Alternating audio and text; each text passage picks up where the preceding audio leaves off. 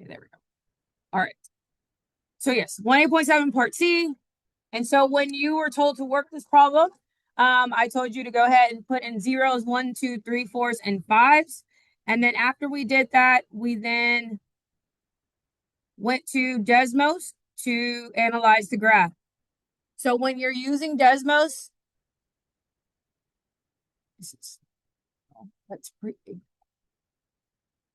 Okay, when you're utilizing Desmos, remember we add table, nothing is different. And at this point, you should be able to do this in your sleep, right?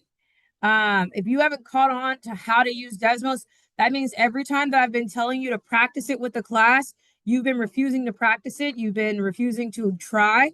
So now you're going to be in the position where you have no clue how to use your technology properly, which is not good. So if you are still struggling and you cannot remember the steps of how to input your information into Desmos, I'm going to strongly encourage you to go home, watch videos, and if you still are stuck, come back and ask questions. But if you do not practice, come your test on Wednesday, you're going to be struggling. And because it's a big part of the test is being able to still create regression models, read regression models, go over what a residual is and whatnot. And so if you can't do those things, that's a big red flag.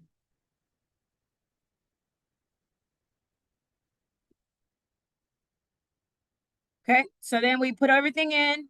Remember, once I put everything in, it's just a matter of me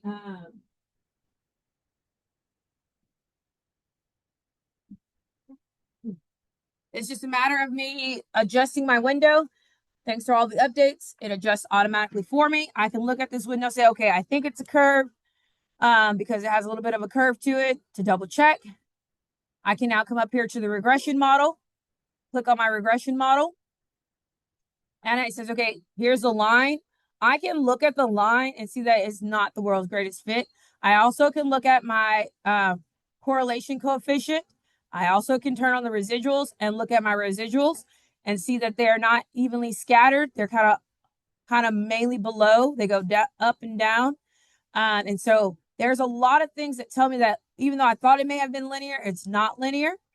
I can go to quadratic. When I go to quadratic, notice that my R squared, my correlation coefficient is even higher than linear, right? So because of that higher correlation, that lets me know that it's a better model. I also can look at the residual plot and look at the residual plot. I can kind of see that it's not really making, it's a little bit scattered. It's a little more scattered. Quadratic is not the most perfect one, but it is a pretty high correlation coefficient, correct? And so that's what I get from this. I also get what my equation is. So I get that my equation is given to me to save your equation so that you can be able to analyze. That's where we press that little, I call it the little notebook there. So we press the little notebook. The reason why we want to be able to analyze it, grab it from the notebook is because that's the only way you're going to be able to create a table. Does that make sense? So now I have my table. Now I have my function. And I have all these tools that I can use to analyze. So in your assignment, what it asked you to do was using the graphing utility, only looking at the scatter plot. What do you notice? Well, we notice that it's increasing. I think someone said maybe linear, but we just checked linear. It was not.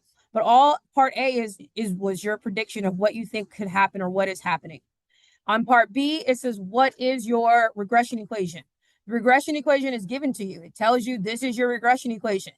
You wouldn't have to type it all out. You would round it to the nearest three or four decimal places, and that would be your answer, right? I'm just on a computer, so it was just easy for me to copy and paste, right? And then it said in 2025, what is the predicted wind power capacity? So because it says 2025, I have to remember that my initial table started at 2010, right? And because my initial table started at 2010, I'm not actually looking at 2025. I'm looking at 2025 minus 2010, which is why we would go look and see when x equals 15. Okay. So we talked about once you have your x value, you can then go to your table. And on your table, you can input whatever you need. So if I need x equals 15, I can change this first value into 15. And then it tells me that this is the value that at 2025, roughly it should be.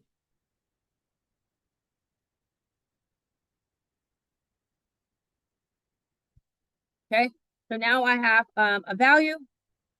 Then we went back here and it says, what is a reasonable domain? My reasonable domain, I'm sorry, let me finish the thought here. In 2025, which is x equals 15, the predicted wind power capacity would be 175 and 182,000 megawatts. Okay.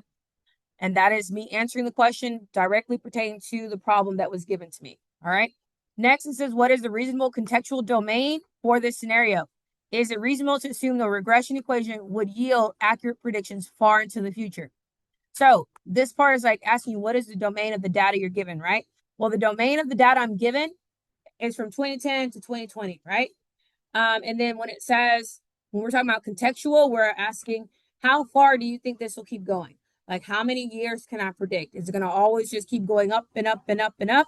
Or is there going to be a limit to the length of not the length, to the amount of watts? And the realistic answer is yes, there's going to eventually be a stopping point, right? This isn't an infinite situation, and that's all you did there. So something to that reasoning is all you have to write in there. Then next, we went to the weights of the most fish species can be estimated fairly accurately with their lengths because there is a predictable relationship between the length of a fish in inches and the weight of the fish in pounds. Jasmine is an avid fisher of yellowfin tuna. Unfortunately, the length to weight chart she uses to estimate the weight of the yellowfin tuna she catches got smudged in a few places. Okay. So for this problem is what I left you guys doing at the end of class. You all remember doing that? Your job is to find the regression model and fill in the blanks. So for the ones who did it, thank you. For the ones who did not, I guess here we go. And hopefully you do it this time. So on here, the first thing we're going to do, it says use a graphing utility to create a scatter plot of this data. Based on the scatter plot and the table of values, do you think the quadratic function could be an appropriate model for this data? Why or why not? So I'm going to go ahead and put in the values that I have. Notice that I've highlighted my blanks, right? My blanks are highlighted, and the reason why they're highlighted is because that's to make sure I don't include those. Does that make sense? And so it's just my little reminder, something's missing. Remember on Desmos to start over in the graphing mode, you're just going to hit refresh and it's going to clear your data out. Now I'm going to add a new table, and in this new table, I'm going to be honest with y'all, I'm going to go ahead and put in those initial values, and I'm going to go back and delete them out just because I want to use the feature of it automatically typing things in for me. So by that I mean I'm going to type 25, I'm going to type 27, and it's going to realize that I'm counting by the odd numbers all the way up to 49. I then am going to go back in and delete out. I don't need 27. I don't need 35. And I don't need 39 because it's missing out of my data. And I don't need 45. So in my mind, it just was a lot faster for me to go ahead and let the calculator do its thing. And now I'm going to go in and put the Y values in. So 25 was at 11, 29 was at 17, 31 was at 20, 33 was at 25, 37 was at 35, 41 was at 48. And I repeat again, if you're not trying and following along, you're ultimately going to not do well on your test when it comes to asking you about analyzing scatter plots, residuals, and regression models. 55, 73, and 85. Okay, now that I have all my data in again, I'm going to adjust my window. Remember, Desmos has made it even easier for you to adjust your window by clicking this little guy right here. So we adjust our window, and I'm now in the blank. You're supposed to be writing, do you think a quadratic function can be an appropriate model for this data? Why or why not? That is your personal opinion. So on your paper, write it in. Do you think it's a good model or not?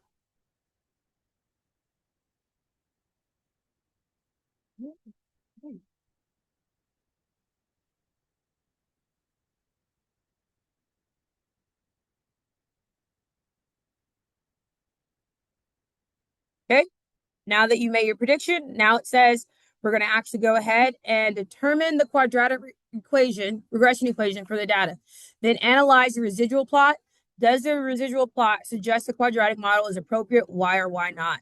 So when I go over here, I'm going to add my regression. I'm not doing linear. I'm switching to Quadratic. Quadratic is at a 0.999991. Pretty darn good. If you look right here at our residual plot, notice how our residual values are almost on the positive x-axis, right? They're almost equally lined up on that positive x-axis, which lets us know that this is a really great model for a quadratic quadratic regression. Now that I know that it's a good model, it says, what did you get? And why is it a good model? So in your own words, what I just said and what you see, you're going to put down. Why is it a good model? Based on looking at the residual plot. And then here's your equation. So I'm going to write in my equation.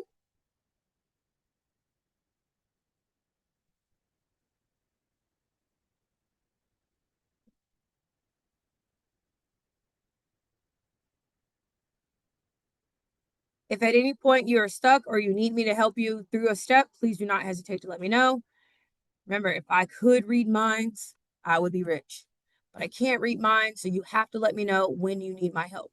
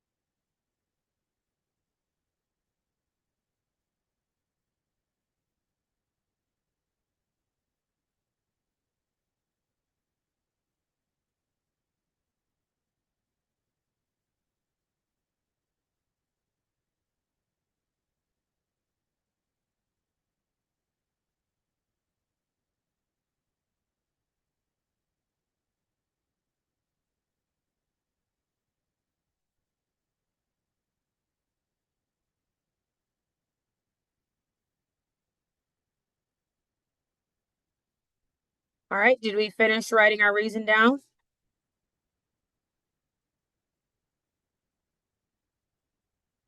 Again, if you need help, I'm somewhat paid to help you.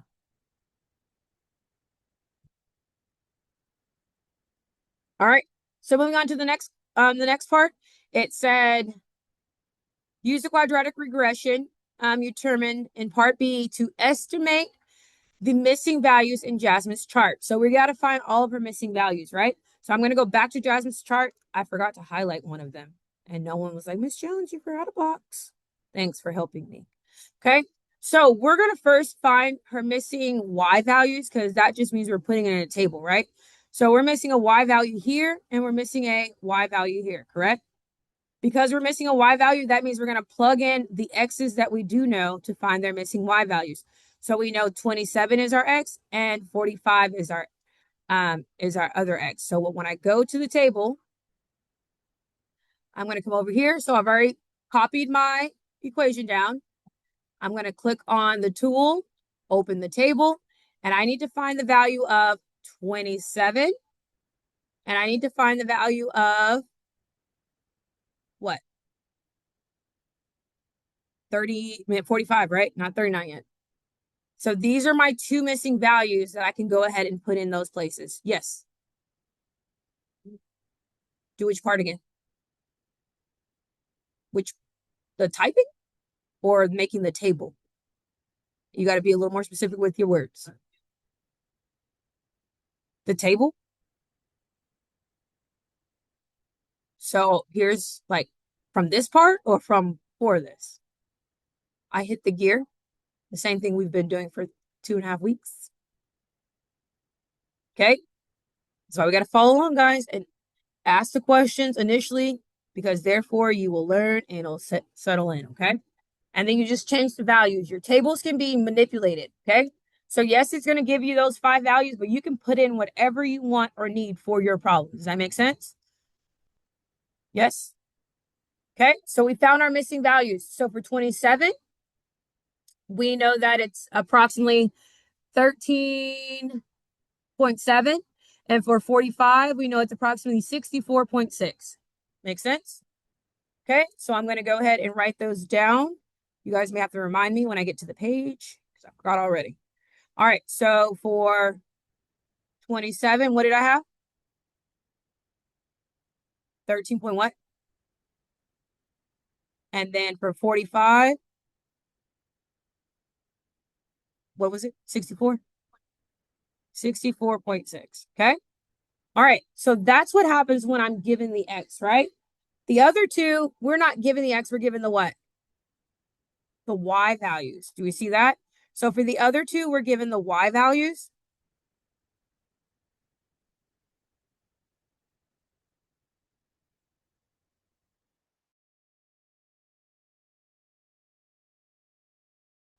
Here we go. So next part is solving for the X. So notice how we're missing our X value, right? When we're missing our X value, we can't just go to the table and um,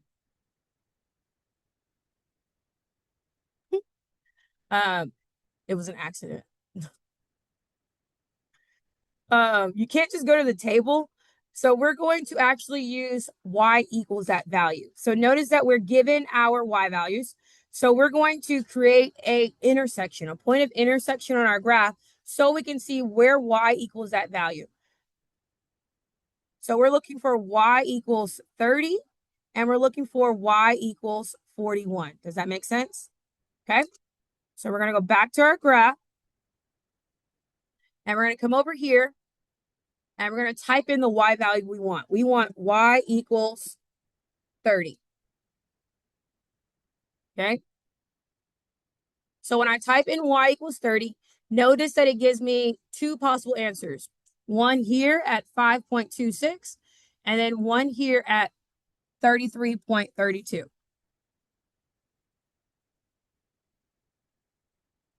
I'm at 35. I can see it's a weird angle. And y'all are just going, still, just let me say these things. What kind of help are y'all? All right. The reason why you're getting two values is because this is a quadratic, right? And a quadratic has their y values are going to repeat, except at the vertex, correct? However, you have to use terms of this problem. In terms of this problem, are we looking at 5? Is 5 even on our chart, the length of the fish? No, we're not. So we would be using the value that makes the most sense for our problem, which would be 35. So for 30, the value that we get is roughly 35. Make sense? Yes. You can't just do it on the table because the table is an estimation, right? And it's saying use a regression model that you created to fill in those gaps. So it wants you to use a regression model. And so this is using the regression model to fill in those gaps. So when y equals 30, this is where I'm at. Okay. So when you're given the y, you're plugging y equals in and finding that point of intersection. Does that make sense? Okay.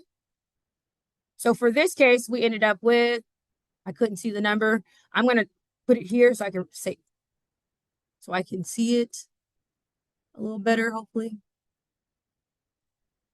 Control C. All right, so we have 35.37, 35.3. I'm just going to leave it at 0.3.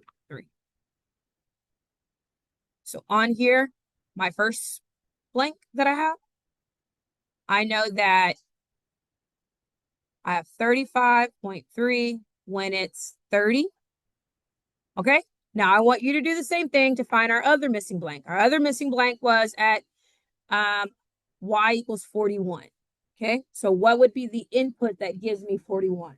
So doing what we just did, and if you need help, let me know. But doing what we just did, what would I need to do to find the missing for 41?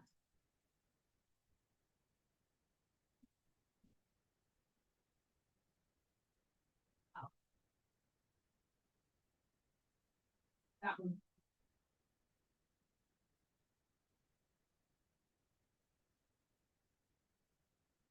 goes into that. Into that.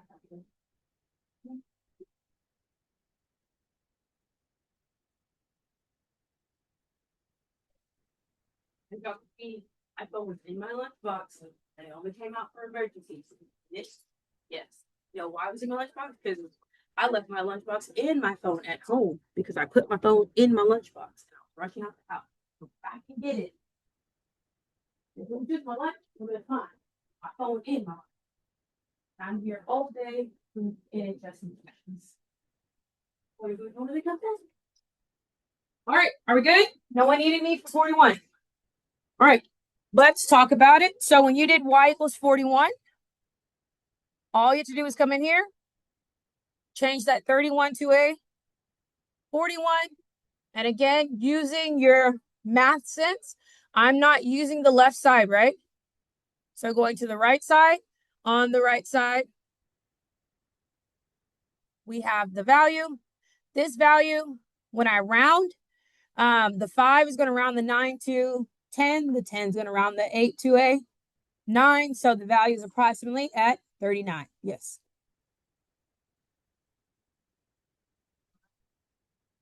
Yes. So if it's higher, so like now that I'm at 41, I can move this up and down. And I can change the value to be whatever I want it to be. It should automatically come when you type in y equals 41. I can come and look, but it should have just automatically been y equals 41 and it could have came. And then you can just go up and down. Okay. All right. So if I had higher values, let's say I had 100. Now that I'm at 100, I can now say, okay, I'm looking for any point along that line, that point. Where is it happening? Does that make sense? Okay. All right. So that is the end of our C in that sense. So we ended up with 39 and 39 is our 45. Okay. Huh? 41. Oh, thank you. So normally, we may not get this lucky with a pattern. So obviously with this pattern, 39 fell right in place, right? But the regression models for when it doesn't fall in place. So here we have, this is one of the largest yellowfish tunas ever caught, had a length of 109 inches and weighed 480 pounds. How accurately would your regression equation from part B have predicted the weight of a tuna based on its length of 109? If there is a difference between the actual weight and the predicted weight, what might be a reason for the difference? So you see how they gave us the value of 109 and 480? So those are values that we can add to our initial table, okay? And from there, because we're running our regression and we're looking at residuals, it's going to tell us the difference between the two. So right here, I'm going to go up to our initial table and I'm going to add in what it gave to me. It said that the fish was how long? 109, and it weighed how much? 480. So this is your actual data, right? Based on this, it's going to tell you what your error would be between the fish and the actual, the predicted and the actual. Remember, your residual is your actual minus your predicted, correct? And this is what your residual is calculating. It calculates for you what is your actual minus your predicted. So based on this value, it says how much difference would there be, right? So even if you're not sure, if I came right here and I typed in 109,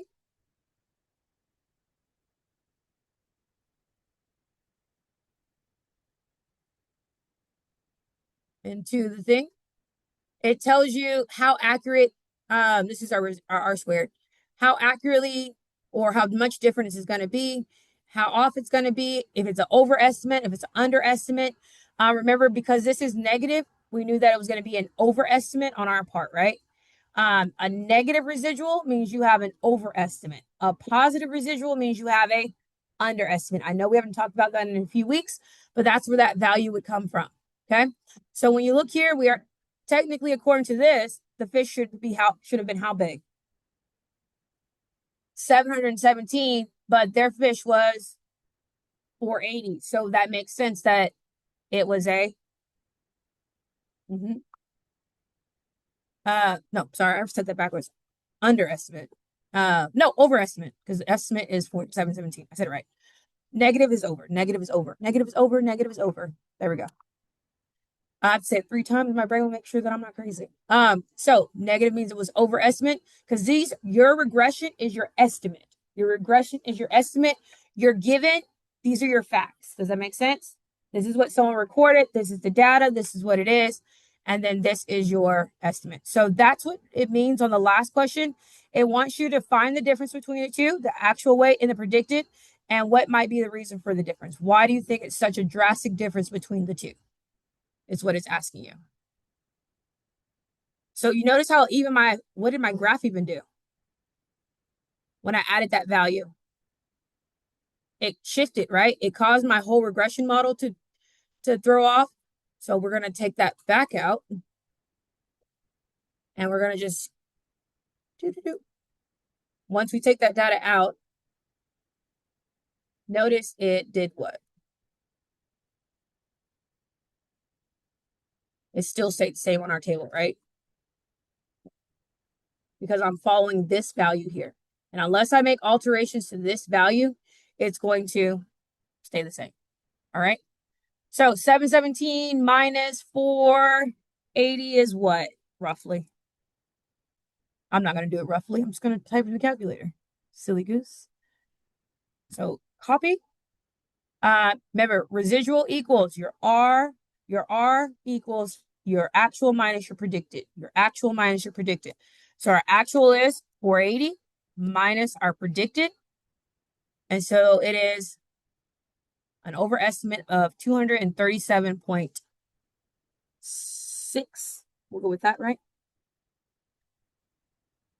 So on here, we would write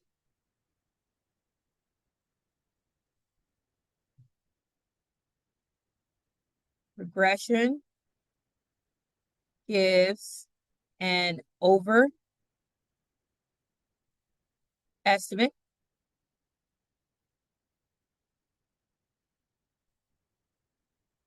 of, what was it, 700? I said, what was our overestimate amount? 770? 17 of 717, which is negative 200.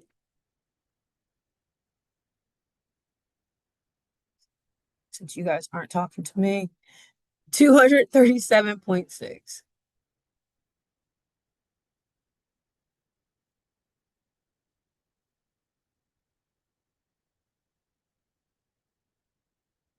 The negative's not necessary. More than actual. Okay. And that's what you're supposed to be able to do. So now putting it all together, coming to the end of this unit, at this point, from us going from learning about linear, quadratic, exponential, identifying all the different parts in our Freyer model, then from our Freyer model, talking about how we can relate it to Algebra 1 with our linear equations, right? All the different ways of identifying the linear, talking about all of our y-intercepts, and talking about the table patterns. All of that comes and accumulates to this end. So this is the very last thing that we had to learn for Unit 1A, okay? This piece is just literally tying it all together. So as your agenda said today, we completed all the notes for Part C. You have an exit ticket to do, 1A.7 exit ticket if you haven't done it thus far. And then you have a 1A performance task. So this is our practice performance task, which means that doesn't count as a test like our actual performance task. So it counts as like basically a quiz, essentially. But let me go to it. But for your performance task, you are allowed to work in your group, help each other. So on here, we are now at the exit ticket. So you're going to click on your exit ticket. On your 1A.7 exit ticket, you are essentially doing what we've been doing, right? The task is, can you do it on your own? All right. Can you do it on your own? Can you get through the problem? Okay. After you have that, you do have the practice problems. And this is going over all 3 parts of the notes. You do have 3 attempts on it, and it does take the highest. And then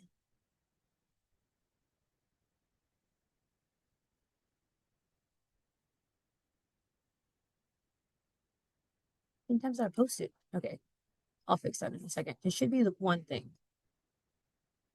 I think I posted it twice and called it something different each time. So smart. All right, and then next is the performance task. So on your end, the performance task should open up as a fillable PDF. Does that make sense?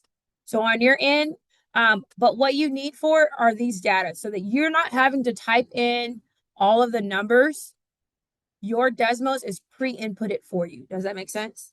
So you're not typing, the values are already put in for you. Okay. So when you get here to your performance task, the values are already put into Desmos for you. Your job is to run through the steps of finding the regression. Make sense?